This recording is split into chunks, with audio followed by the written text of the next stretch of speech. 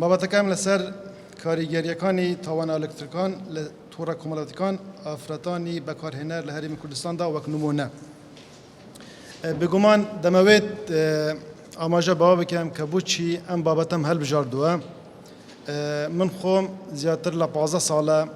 بێژگەلەوەی کە مامۆستای زانکۆم لە ئیشی ڕاگەاندنیش دانەبڕاوم کە ئامارەکانی بەرەبەرەتی توندوتیژی دێدە بەردەستم ساڵانە، هەروەها ئامارەکانی دادگاکان لە هەرێمی کوردستان کە دێدە بەردەستم بەڕاستی دەبینم تاوانە ئەلکترۆنیەکان زۆر لە زیادبووندان و لەسەر ئاسی عالەمیش ساڵانە یعنی 15% زیاد دەبێتن و زیانەکانیش بە 8 تریلیۆن دلار دەخەملێنرێت. بۆیە ئەم بابەتەم هەڵبژارد بۆ ئەوەی ئیشی لەسەر بکەم و بزانم ئایا ئافرەتانی کوردستان کە تووشی تاوانە ئەلکترۆنیەکان دەبن دەزانن مەسەلەن کە لە ڕێی تۆڕە کۆمەڵایەتیەکان ئەم تاوانانە چەندین تاوانی جوراوجۆر هەیە. ئایا بوچی مەسەلەن ئیش لەسەر ئەوە ناکەن کە سکیوریتی تۆڕە کۆمەڵایەتیەکانی خۆیان بەهێز بکەن کە تووشی هاکردن نەبن. لە فۆرمی ڕاپرسی ئەو پرسیارانە هەمومان داناوە، هەوڵ ئەدەم کە بە کورتی قسەی لەسەر بکەم. کێشەی ئەم توێژینەوە بریتیە لە ناڕوونی و ناڕۆشنی ئاستی بەرکەوتنی ئافرەتان بە تاوانە ئەلکترۆنیەکان لە تۆڕە کۆمەڵایەتیەکاندا. بگومان یعنی تۆڕە کۆمەڵایەتیەکان سەرەڕای ئەوەی کە لایەنی ئەرینیش هەیە کۆمەڵێک دیاردەی مەترسیدا لەگەڵ خۆیدا هێناوە کە دیارترینیانش تاوانە ئەلکترۆنیەکانە و بووتە مایەی هەڕەشە بۆ سەر ئارامی کۆمەلگا کە ئێمە دەبینین ڕۆژانە لە مانشێتی ڕۆژنامە و مانشێتی تەلەڤیزیۆنەکان تاوانی ئەلکترۆنی قوربانی ئەلکترۆنی بە تایبەتیش ئافرەتن. بۆیە ویستومانە لەم توێژینەدا لەسەری وەستین. گرنگی ئەم توێژینە هەوڵێکە بۆ دەرخستنی کاریگەریەکانی تاوانە ئەلکترۆنیەکان، هەروەها بایەخی بۆ لایەنە پەیوەندیدەرەکان چ حکوومەت بێت چ پەرلەمان بێت بۆ ئەوەیە کە لە داهاتوودا هوشیارانەتر مامەلە لەگەڵ تاوانە ئەلکترۆنیەکان بکەن و بەرچاوڕوونیەکی زیاتر بۆ ڕێکخراوەکانی ئافرەتان لەسەر چوونیەتی گرتنەبەری ڕێکارەکانی خۆپاراستن لە تاوانە ئەلکترۆنیەکان ئەنجام بدەن. لێرە دەمەوێت ئاماژە باو بدەم کە لە دابەشکردنی فۆرمی ڕاپرسی بەڕاستی ڕێکخراوەکانی ئافرەتان زۆر هاوکاری منیان کرد کە بتوانم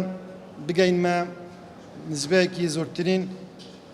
ڕێژەی ئافرەت لەسەر ئاستی هەرێمی کوردستان، حەلەبجە و دهۆک و هەولێر و سلێمانی. ئامانجەکانی توێژینەوە دیارکردنی ڕادەی بەرکەوتنی ئافرەتانە بە بەکارهێنانی تۆڕە کۆمەڵایەتیەکان، هەروەها دەرخستنی ڕادەی هوشیاری سامپلی توێژینەکەیە، هەروەسا زانینی سروشتی مامەڵەی ئافرەتانی بەکارهێنەرە بە ڕێکارەکانی خۆپاراستن بە تاوانە ئەلکترۆنیەکان.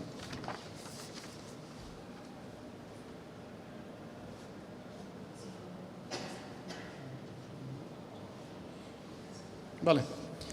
میتودی سەرەکی توێژینەکە لە جۆری وەسفیە. توێژەر هەوڵی داوە بە پشتبەستن بە سەرچاوەی ئەکادمی هەڵسەنگاندن بۆ ڕەهەند و لێککەوتوەکانی توێژینەکە بکات. هەروەها میتودی ڕپێوی تێدا بەکار هاتووە وەک یەکێک لە بربڵاوترین میتودەکانی توێژینەوە. باسی ئەوەشمان کرد کە کۆمەلگای توێژینەکە بریتیە لە سەرجەم ئافرەتان لە هەرێمی کوردستان. نمونەی توێژینەوەش بە شێوەیەکی ناهارەمێکی مەبەستدارمان هەڵبژاردووە لە سەرانسەری هەرێمی کوردستان. لایەنی تیۆری پێناسەی تۆڕە کۆمەڵایەتیەکان کردووە خاڵە ئەرێنیەکانی تۆڕە کۆمەڵایەتیەکان، هەروەها نەرێنیەکانیش تاوانی ئەلکترۆنیمان پێناسە کردووە لەگەڵ جۆرەکانی تاوانی ئەلکترۆنی لەبەر نەبوونی کات لێرە نەمیشتە لەسەری بدوێن. لبر نبوني كاد دشمت سر در انجامی ام وکولینه که زیادتر له هشت خالمان دستیشان کردوه خالی یکم براستی که توقعی اوم ندکرد یعنی ام انجامه بدستن بکوید راست لیره نمنسیوه بس لیره وكم ملاحظة الله يخوم نسيوا حفتاونو لصات أو أفراتاني كتورا كمالاتكان لهريمي كردستان بكار دينن يعني بونتا قرباني توانا إلكترونيا كان كبراسي رجايكي زور زور زور توقع مذكر مثلا نيوان دابو 20 لصات بتن بس أو نسبة زورية مثلا لا داتا كان ده همو بتفاصيل باسم كردوا بس ليرة أماجن بينا داوا لبرنبوني كات هروها آستی بکارهنانی آفراتانی هرم کردستان با تور کمالاتکان به پله یکم توری کمالاتی سناپ چاته اوش وکو بلین زوربی او لکولونای که پیشتر کردومانه زیادتر فیسبوک و انستغرام دید بس لیره سناپ چات رقم یک دیتن هروها خالی دوام زورینی سامپلی توجینوه پیان وایا هرشاو هراسان کردن دیارترین توانی الکترونین که روبرویان دبیتوا خالی سیامیش زورینای سامپلی توجینو دسالاتی دادوری بلانی برپرسیال لتوانا الکترونیکان دزانن لدره ل زوربای ولاتانی عربی پلیسی الکترونی من هیا بس لیره زور بسیارم کرد پلیسی الکترونی من نیه بویش یعنی او افرادانه کتوشی ام هرشانه دبن براستی جاری وهای ناورن یعنی باز بکن آلیتی گندنی سکالایان اوه یعنی توزه کشی هاده بلا مالدار بچت برابراتی تندو توجی تا ام کشی خوی دگینیدن یعنی سالک والله بكم هبو لم كافحيش دكر من دو مانك اوابو يعني شاب بلن مشقي هاويني دا شو ما دايره كي مديري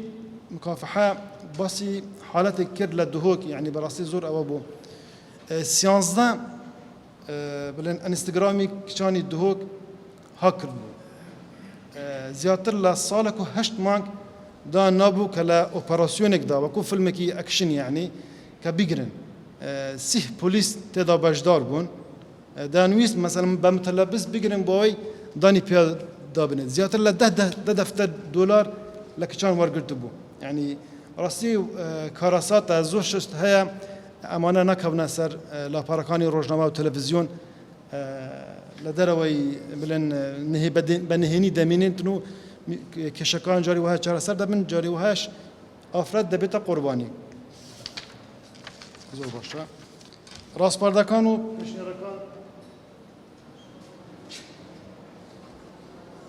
وزارتی پرونده لرگی قطبخانه‌کان و پروگرامکانی خوندن و زیاتر کار لسر بلاو کردنوی هوشیاری به کارهنانی تورا کمالاتکان بکاتن براستیش یعنی و خالقی زور مترسی داره پیش مانگیک سیمینارکم دا بو قطابیانی کچ لپولی نوی بنارتی آماده چه بدانن يعني بسيارم كيرو متم كي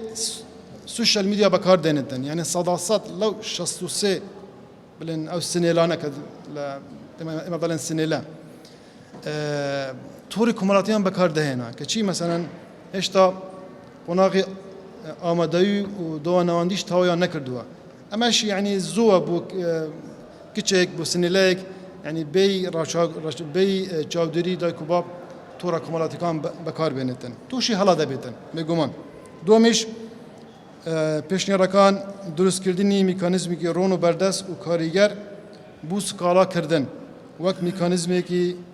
برپرسیارتی بو کمپانیکانی تورا کمالاتیکان بو دنیابون لپابند بونیان بیاساوا